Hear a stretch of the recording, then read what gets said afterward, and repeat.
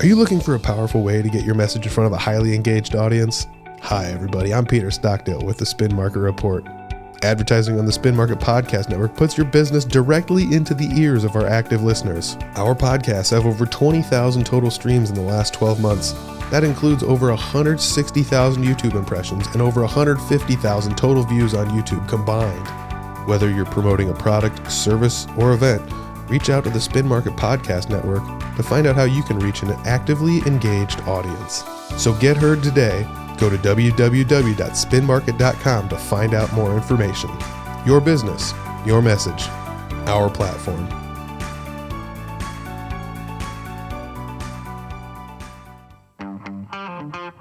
It's the Spin Market Report. Here's your host, Peter Stockdale. Hey, what's going on, everybody? It's the Spin Market Report, sitting down Marketing Monday. Yes, very important. Marketing, start the week out right. Yes. Oh, you got to, absolutely. Sitting down with George Valdes here. Ryde LLC is your company. I don't want to say you're new to the area, but relatively new to the area. The company is new to the area. I started it late July, early August of last year, but I've been in this area for 25 years. Nice, nice. What inspired you to start Ryde? Like, what exactly is Ryde? Let's kind of go there. Well, Ryde is a transportation service business. It's more aimed at longer trips. Okay. I do local trips if I'm available, but I'm the only driver right now, so it's a little hard to get to everybody. Oh, yeah. But the purpose of the company was designed for longer trips. I guess the best way to say it is when I walked into the Fort Dodge Airport one day, I let them know, hey, I want to start doing this service. And I sat down with Rhonda Chambers, and they just lit up when I told them my idea. And because SkyWest, I'm actually a vendor of theirs now also. Oh, cool. So people were always being stuck here, needing to get to Mason City or the Des Moines airport. So that's where the seed was planted. Yeah, it makes a lot of sense. I mean, I feel like it's anybody that travels, it's always one of those things. If you're going to drive your car to the airport, then you have to leave it at the airport, or like there's just always this weird kind of disconnect of like, how do I get to the airport or get home from the airport once somebody drops me off? You know, and not only that, but not everybody flying out of Fort Dodge is from Fort Dodge. Correct. So, so I mean, I don't live in Fort Dodge, and I've never flown out of Fort Dodge, but my sister does, so she has to get the ride, back and forth. So that makes a lot of sense. I mean, there's a need there for it for sure. Yes, there was many times when it first started up where I was getting a lot of calls because they had that connecting flight from Fort Dodge to Mason City. Oh, yeah. But things have changed since then. Mason City now has their own direct flight to Chicago. Oh. So that kind of hurt the business a little bit because there wasn't as many people stranded. Oh, I hate saying it, that yeah. people needed to be stranded for me to do what I needed to do, but I mean, that's it's true. the reality and it's the truth of what I was doing. Sure. So, why did you choose Fort Dodge? Was it just because you were here and you saw the need that was around, or was it one of those things, this is a nice home base if you need to do the longer drives? I did do a little research. I was trying to get Uber going for quite some time, part-time, because I used to work full-time at my full-time job.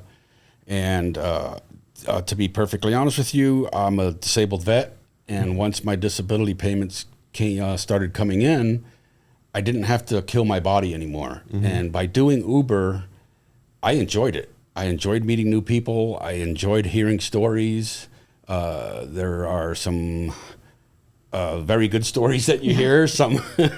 There's some things that people tell me, hey, you should have been recording that, or Yeah. So you had your nice little mixture, but I enjoyed doing that.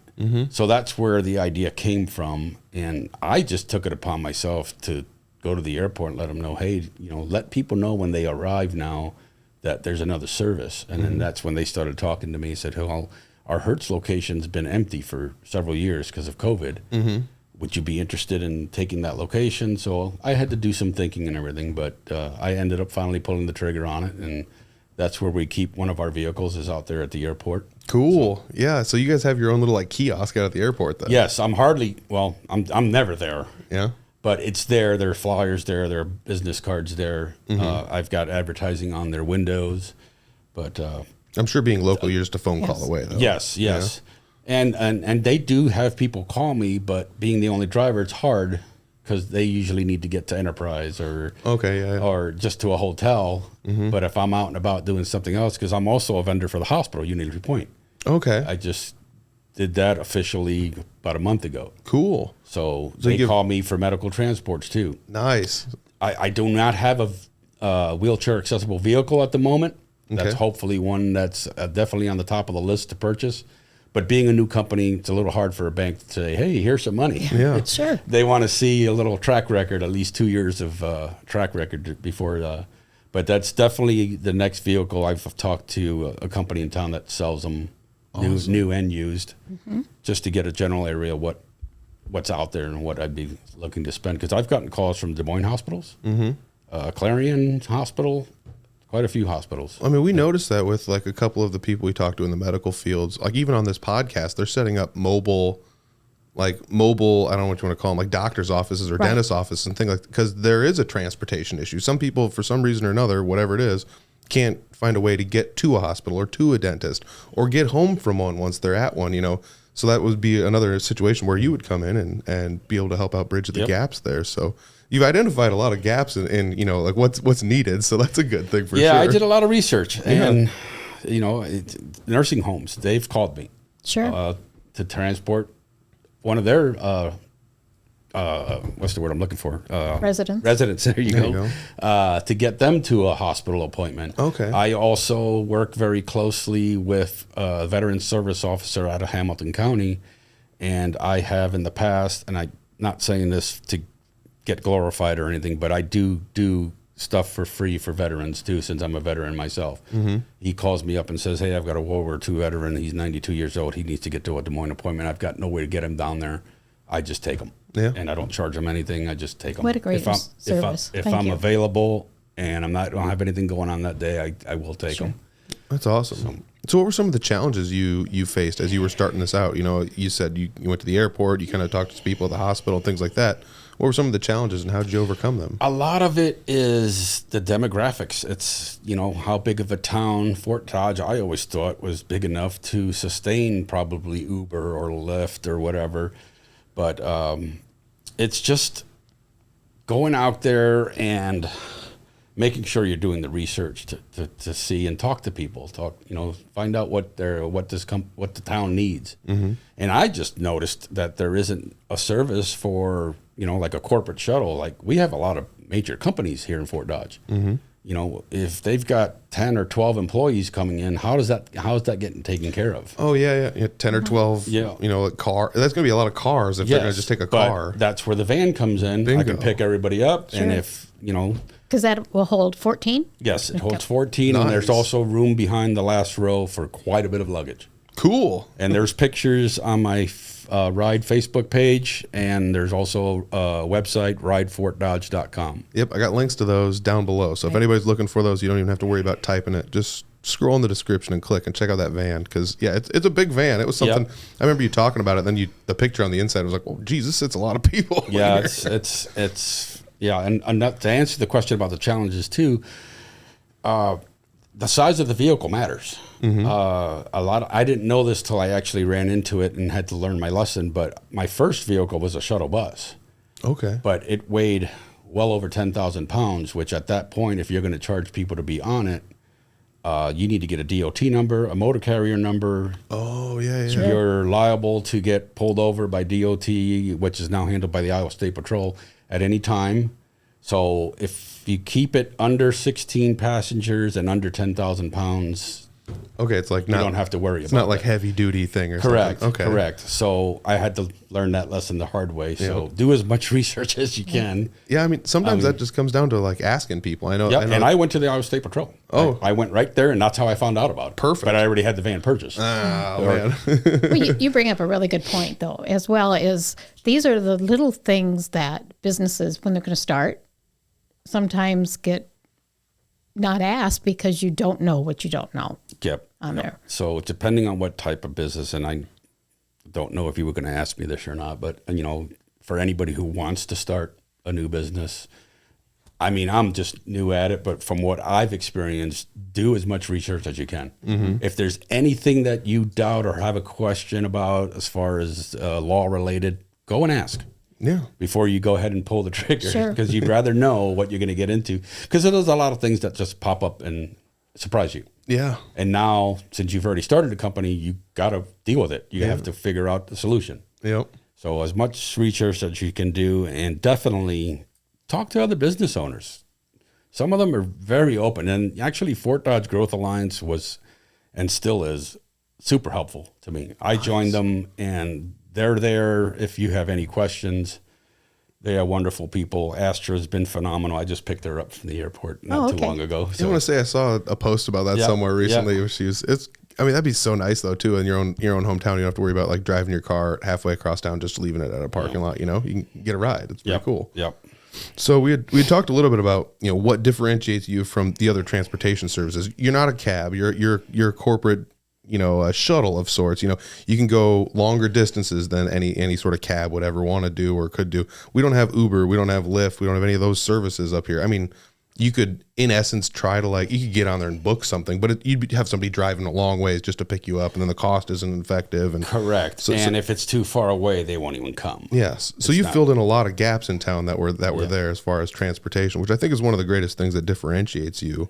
But what about the process of scheduling a ride? What if somebody wants to get a hold of you? How do they get a hold of you, and how do you ensure these? The best way to get a hold of me, on the website, there's a way that you can do put in for an estimate. Mm-hmm. It's got a bunch of questions on there. How many people? Where are you going? What time? What day? But the bad thing is it sends me an email, and I'm not always on the phone to check my emails. And maybe it's something that I don't have set right on my phone. But so the easiest way to get a hold of me is to either call me or text me. All right.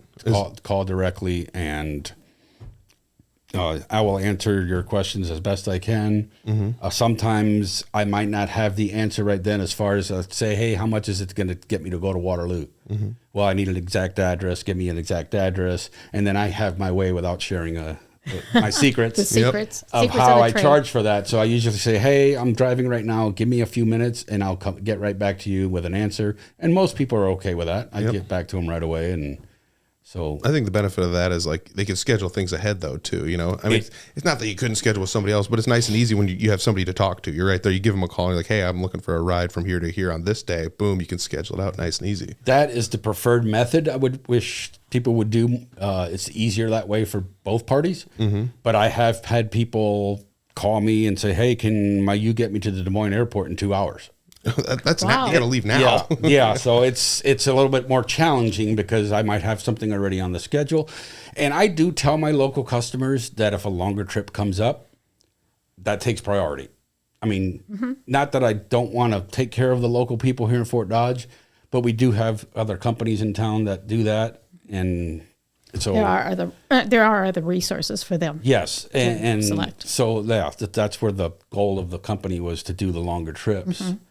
So, but yeah, the preferred method is if you're coming in a week and flying into Fort Dodge, but you need to get to Manson or you need to get to Pomeroy, call me and let's set something up. I'll get you on the schedule. And so, yeah, because it's preferred that you get a hold of me ahead of time, and the longer trips do take priority. Sure. Yeah.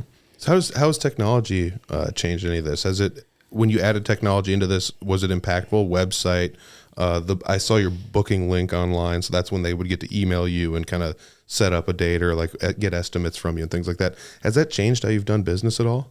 The website, I do have a page that tells me the analytics as far as how many people are visiting it. I don't really get too many submissions. I've gotten a few, and some of the ones that I've gotten were for rides within the next hour.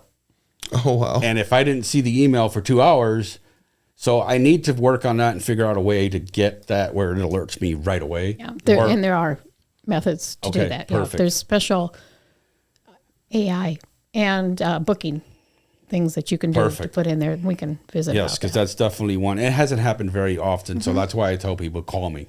Well, and people are getting used to doing it that way and going in and booking.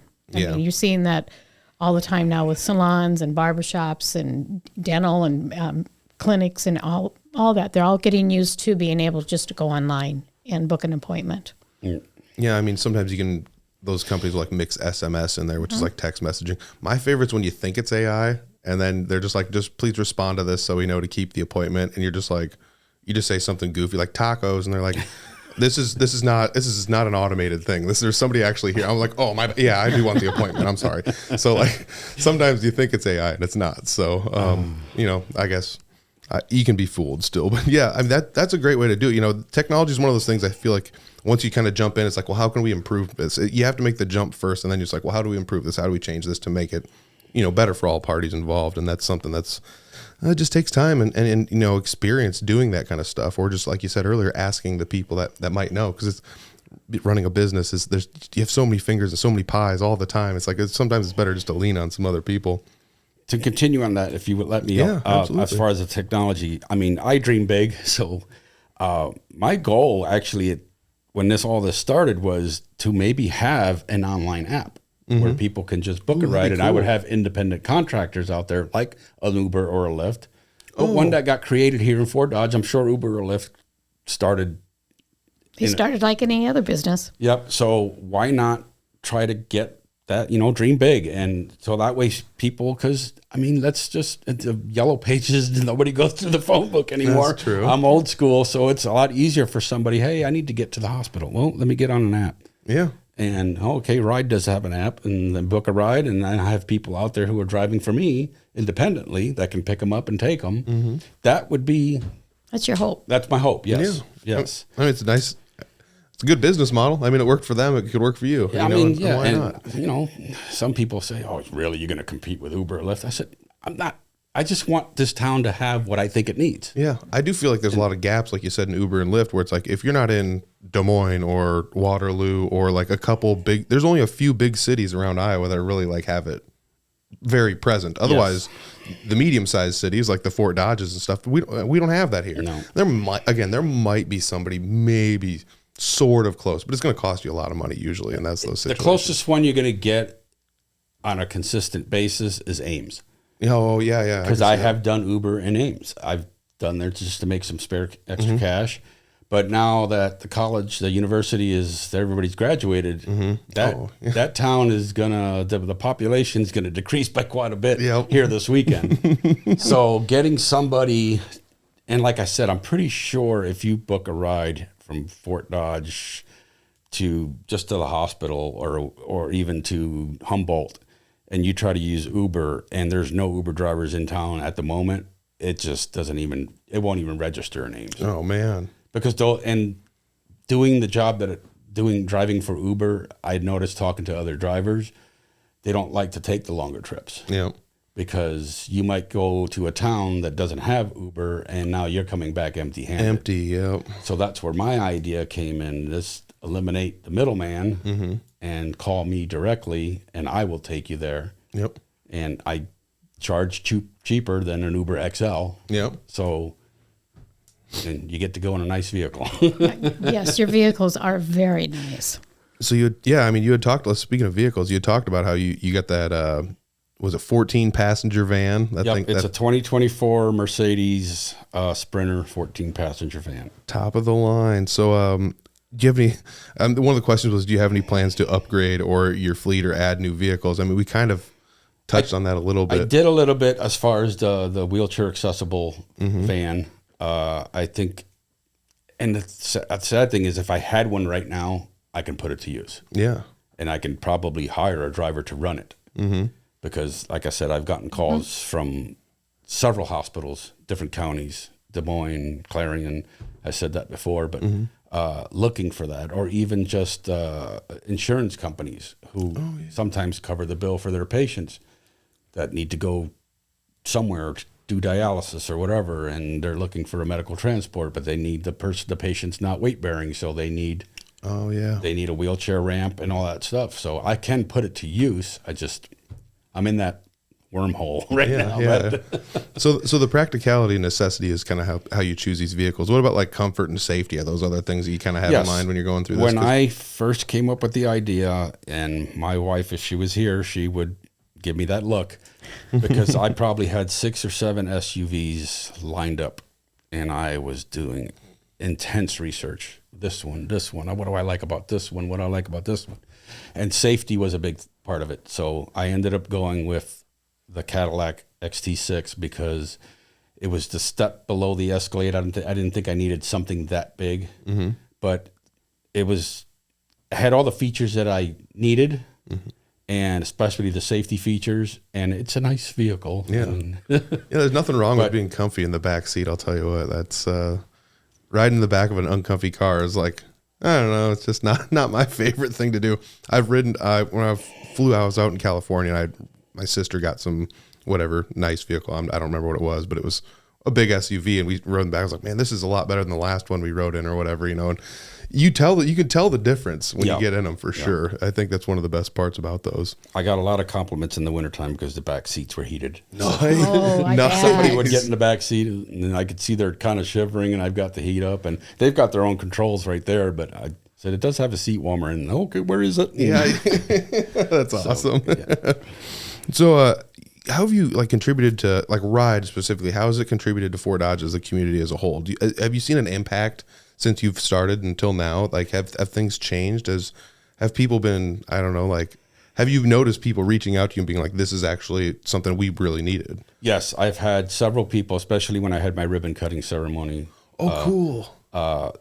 There was several people that own very big businesses in town, and they were like, yeah, this town needs this. And I think it's going to take some time. From what Astra told me, it usually takes about 2 years for a small business to get word of mouth going. Because I've tried several methods of advertising, and I mean, I gotten calls, but no full commitments. Nobody to sign on the dotted line. So but as far as impacts to the community, another thing I did it last year, and I just did it here, the honor flight.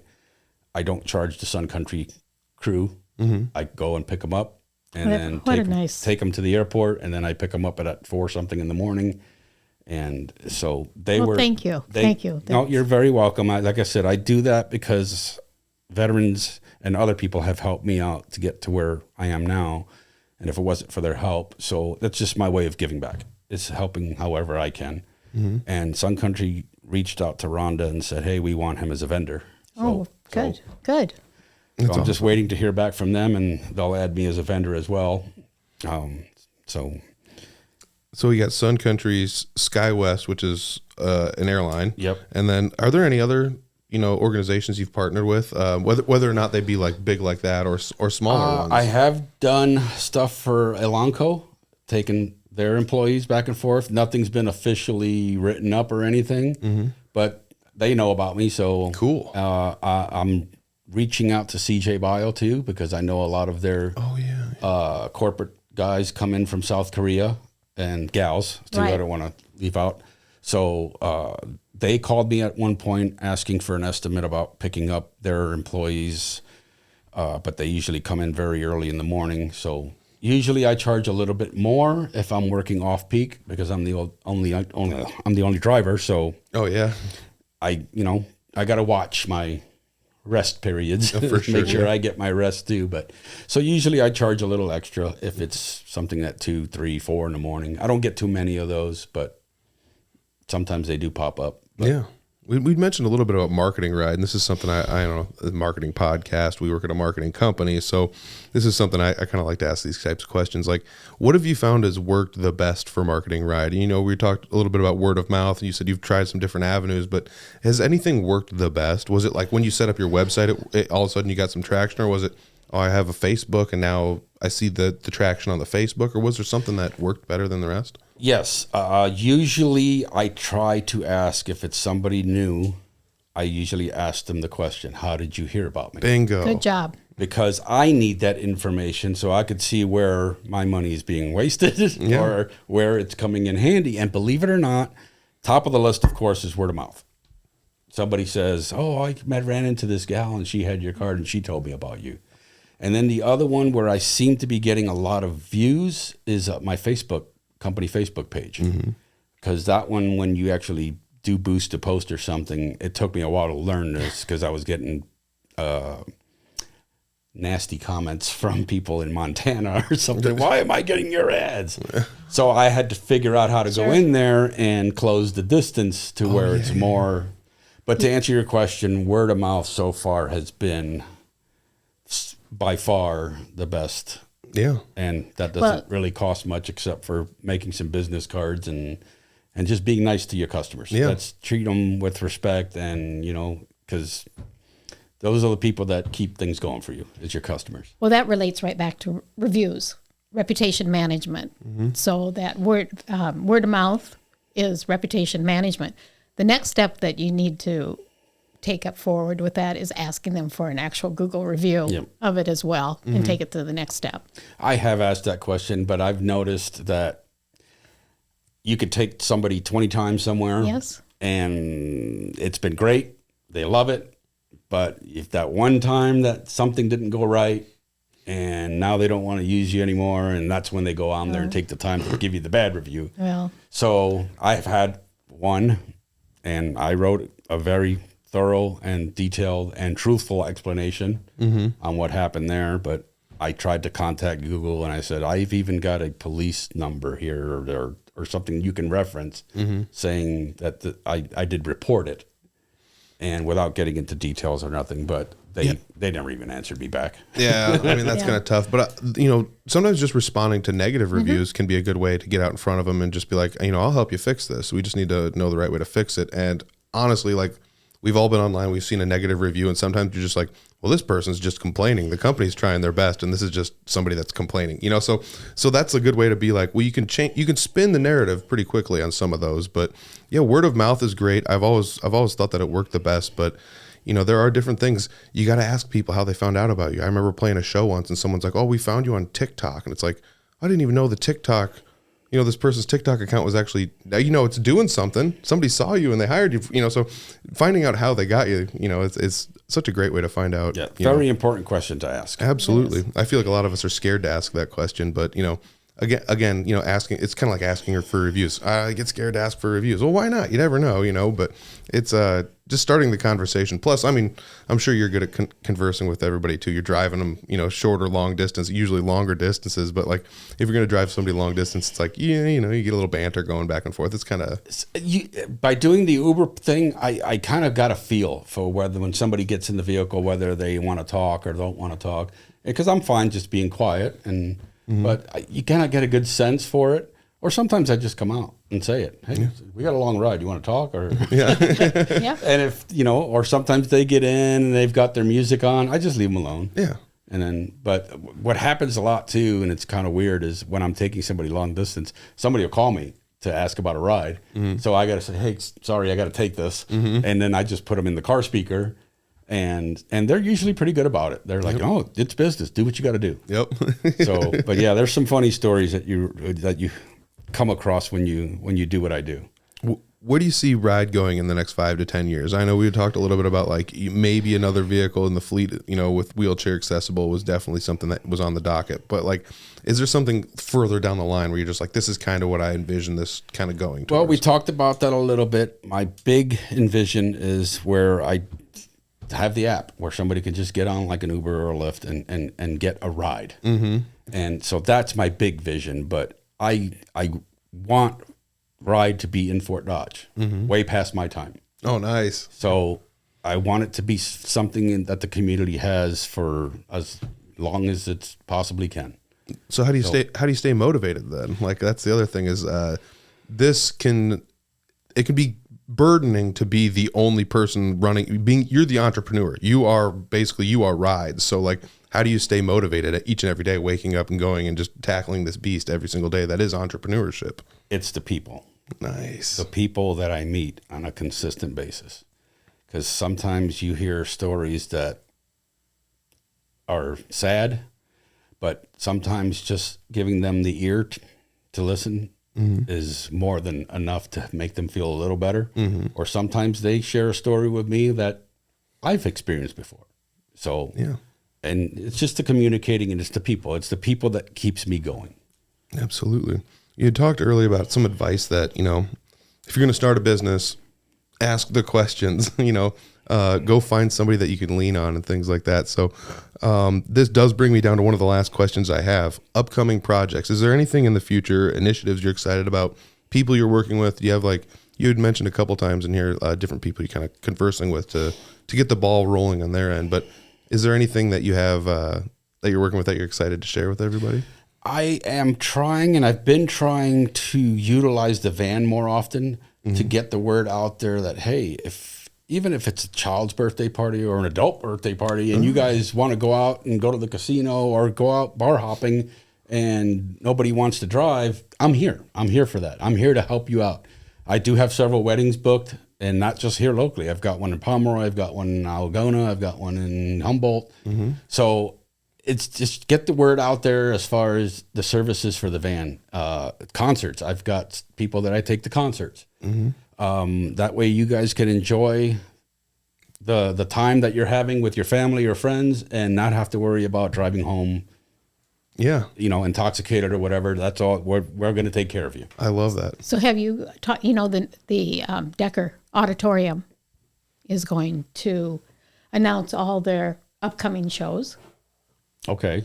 Have you contacted them yet? No, I have not. Okay. And that's Iowa Central? It's at Iowa Central Community College. It's a brand new Decker Auditorium, and they have all kinds of events scheduled for the next year. And they're going to be selling their season tickets and that type of thing here sometime at the end of this month. So Brady O'Brien is the head of that. So you can contact Iowa Central Community College and have a conversation with them and let them know that you have the services out there. So especially if somebody's from out of town, even.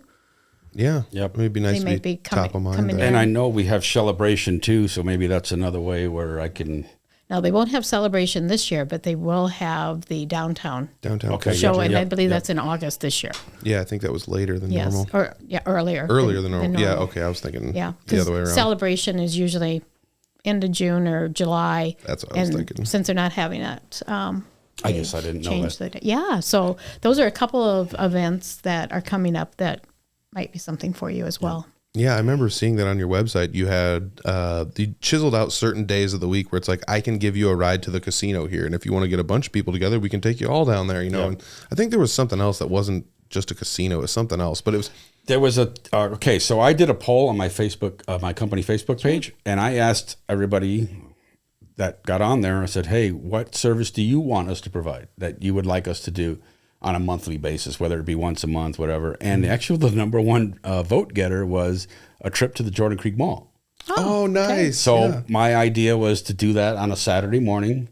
Either have everybody drive to the Fort Dodge Airport where our location is because they got free parking there. And then we board the van, and I would time it right to get you there right when the mall opens. And then you get 4 hours to go walk around the mall and shop, and then reboard and head back to Fort Dodge, back to the vehicles. And you have plenty of room for all their packages. Yes. Yeah. Yep. Yeah, that's awesome, because that reminds me of, like, when I was a kid, I remember something sort of like that, like, would come through Humboldt every now and then. It was like a bus that would be like, we're going to here. And it was like, maybe a couple times a year tops, but it was like, maybe they're going to a Twins baseball game or something like that, where they would work these packages. And it's like, well, that's the coolest thing ever. All you have to do is buy your ticket and pay someone to drive you, and you don't have to worry about literally anything else other than having a good time, which I always thought that was kind of fun. And the good thing about doing it as a group, if it's a group of friends, it can all be split up. I mean, it actually comes out pretty cheap when you look at it, because if you get, the more people you get, the cheaper it is for each person. Yeah. So it's just something to think about. But especially if you put 14 people in the van. Yep. Why not? Absolutely. So this is really fun.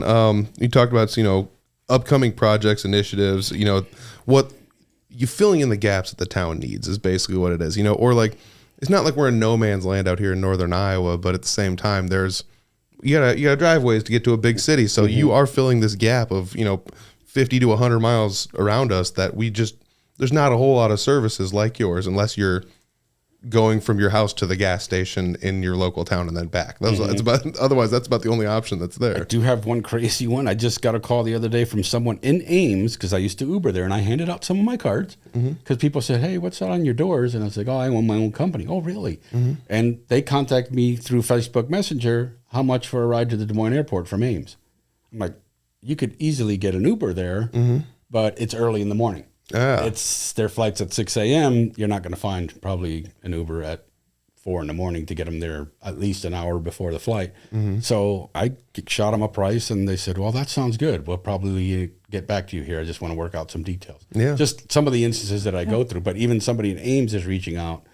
And I've had people for the weddings reach out from distances. So it's just, I think it's going to take some time to get the word out there.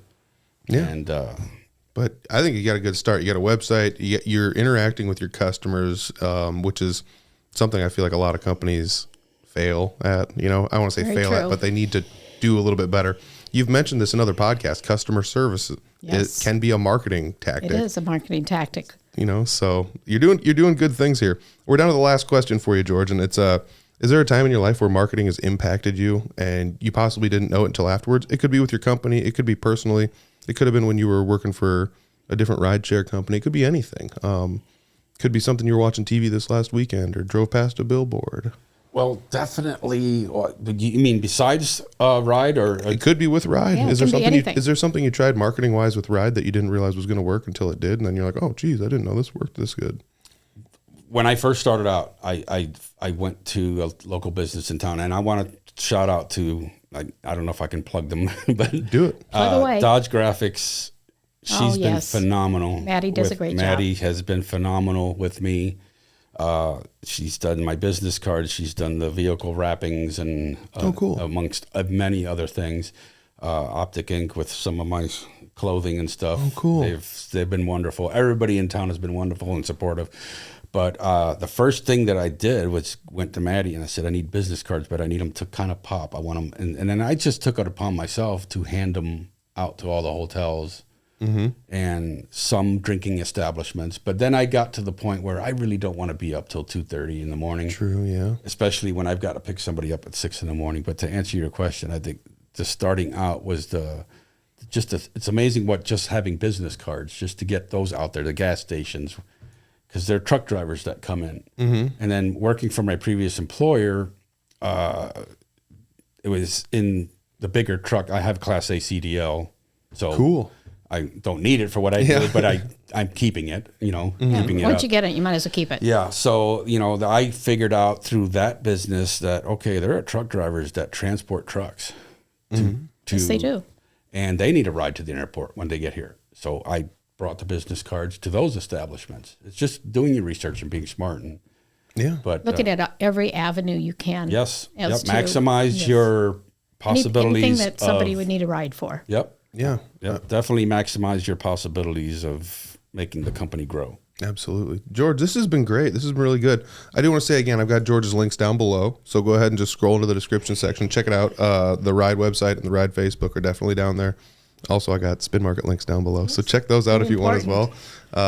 Subscribe, like, share, comment, all the good stuff. So if you guys listen to this, you liked it, you say, hey, George was on Spin Market Report, send this to somebody. Let them know Ryde's out there, and it's not just Fort Dodge you're servicing. It's all around us. So one thing that we always do, we started this here just recently, but we always like you to rub Buster, the bulldog's head, for a little good luck on your business. Buster. Yes, Buster. He brings a lot of good luck to businesses in the area. We could always use that. Yes. That thing's going to be shiny by episode 100. Oh, yes. Well, we need to probably periodically photo the top of it just to show how many people have rubbed Buster the bulldog's head. Absolutely. Well, this is great, George. Thank you very much. I really appreciate this. Thank you guys for having me on. We wish you all the best. Thank you. Thank you. This podcast is produced by Spin Market and Digital. Located in Fort Dodge, Iowa, Spin Market's highly skilled team can help you increase your market by updating your website, improving SEO, designing advertisements, and producing podcasts that will grab the attention of your market. Contact Spin Market today for all your digital marketing needs at digitalagent@spinmarket.com or call us at 515-302-8026. And to learn more, visit our website at www.spinmarket.com.